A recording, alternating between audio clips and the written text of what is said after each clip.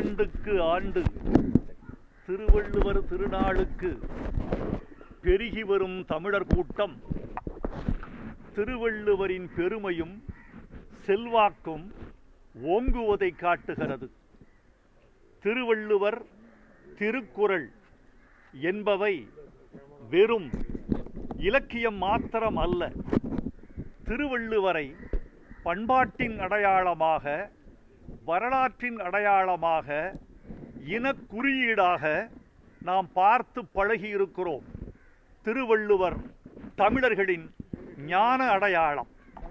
அந்த திருவள்ளுவரை ஒட்டி சிந்திக்கிற பொழுது இப்போது தமிழ்நாட்டில் கடந்த வாரம் அதிகமாக பேசப்பட்ட இருமொழி கொள்கை குறித்து நான் சொல்ல வேண்டியவனாக இருக்கிறேன்.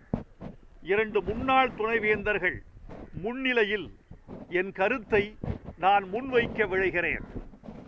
திருக்குறள் என்பது நாங்கள் ஓதுகிற தமிழ் வேதம். திருவள்ளுவரை படிக்கிற போது நாங்கள் தமிழையே படிக்கிறோம் என்று நாங்கள் பொருள் கொள்கிறோம். இருமொழி கொள்கைதான் தமிழர்களுக்கு உகந்த கொள்கை என்பதில் நாம் உறுதியாக நிற்கிறோம். மும்மொழி கொள்கை என்பது, திணிப்பு என்பது தமிழர்களின் தீர்க்கமான எண்ணம். இந்தி மொழி மீது எங்களுக்கென்ன வெறுப்பா? இல்லை. இந்தி மொழி கூடாது என்று நாங்கள் கொடிபிடிக்கிறோம் என்றால் இந்தி மொழியின் திணிப்பு கூடாது என்று நாங்கள் உறுதிபட சொல்கிறோம். இந்தி மொழியின் திணிப்பைத்தான் தமிழர்கள் காலங்காலமாக கடைபிடித்து வருகிறார்கள். நண்பர்களே, ஒரு செய்தி சொல்ல வேண்டும்.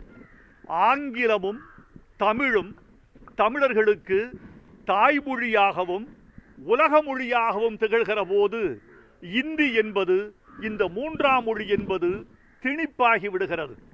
இப்போது அது திணிக்கப்படாத வரைக்கும் கற்க வேண்டியவர்கள் கற்றுக்கொள்வார்கள். உதாரணமாக, பிற மாநிலங்களிலிருந்து தமிழகத்தை ஆள வந்திருக்கிற IAS, IPS அலுவலர்கள் தமிழை கற்றுக்கொண்டார்கள். தமிழ்நாட்டிலிருந்து வடநாட்டுக்கு வணிகத்துக்கு போன தமிழர்கள் இந்தியை கற்றுக்கொண்டார்கள். இதற்கு என்ன பொருள்? இந்த 3வது மொழி என்பது சூழலால் வருவது. தமிழை நாங்கள் அதிகாரிகள் மீதோ வடநாட்டு தொழிலாளிகள் மீதோ திணிக்கவில்லை. பிறகு இந்தியை ஏன் எங்கள் மீது திணிக்கிறீர்கள் என்ற கேள்வி வருகிறது. இந்த 3வது மொழி என்பது சூழல் மொழி. தாய்மொழி என்பது பண்பாட்டு மொழி. ஆங்கிலம் என்பது நாகரிக மொழி. ஒரு மனிதன் பண்பாட்டோடும் திகழ வேண்டும், நாகரிகத்தோடும் திகழ வேண்டும் என்றால் தமிழும் ஆங்கிலமும் எங்களுக்கு போதுமென்று கருதுகிறோம். ஆங்கிலம் உலக மொழி என்பதனால் வடநாடும் உலகத்துக்குள் தான் இருக்கிறது என்று நாங்கள் புரிந்து கொள்கிறோம். அதனால் வடநாட்டை நாங்கள் கடப்பதற்கும் ஆங்கிலமே போதும் என்பது எங்கள் கருத்து. இந்தி மொழியின் மீது எங்களுக்கு வெறுப்பு இல்லை என்று சொன்னேன் அல்லவா? ஆனால் அச்சம் இருக்கிறது. அந்த அச்சம் ஏன் என்று உங்களுக்கு சொல்ல வேண்டிய இடத்தில் இந்த திருவள்ளுவர் திருநாளில் கல்வியாளர்கள் கூட்டத்தில் நாங்கள் இருக்கிறோம். ஏன் அச்சம் என்றால், வடமொழி கலந்த பொழுதெல்லாம் தமிழ் சிதைந்திருக்கிறது. இந்தியா முழுக்க பேசப்பட்டது தமிழ் என்று அம்பேத்கர் சொல்லியிருக்கிறார். அந்த மொழி எப்படி குறுகியது என்பதுதான் வரலாறு. இப்போது தமிழில் கலந்த வடமொழி வேறொரு மொழியாக பிரிகிற போது நாங்கள் நிலத்தை இழந்தோம். ஒரு மொழி நிலத்தை பிரித்து விடுகிறது. எப்படி வீட்டுக்குள் புகுந்த கரையான் மரத்தை அரிப்பது போல தமிழுக்குள் புகுந்த வடமொழி நிலத்தை அரித்து விட்டது. அப்படி நாங்கள் நிறைய இழந்திருக்கிறோம். இனியும் எங்கள் மொழியையும் நிலத்தையும் இனத்தையும் இழக்க நாங்கள் தயாராக இல்லை. இந்த நியாயமான அச்சத்தை இந்த உலகம் புரிந்து கொள்ள வேண்டும். அதற்கும் ஒரு திருக்குறள் உண்டு.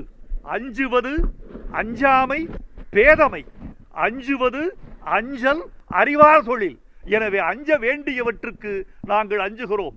தமிழர்களுக்கு அச்சத்தை கொடுக்காமல் தமிழர்களுக்கு பாதுகாப்பை கொடுக்க வேண்டும் ஒன்றிய அரசு என்று கேட்டுக்கொள்கிறேன். திருவள்ளுவர் வாழ்க, திருக்குறள் வெல்க. தமிழர்கள் தங்கள் வீட்டு மொழியாக திருக்குறளை ஓதி பழகுக என்று வேண்டிக் கொள்கிறேன். நன்றி, வணக்கம்.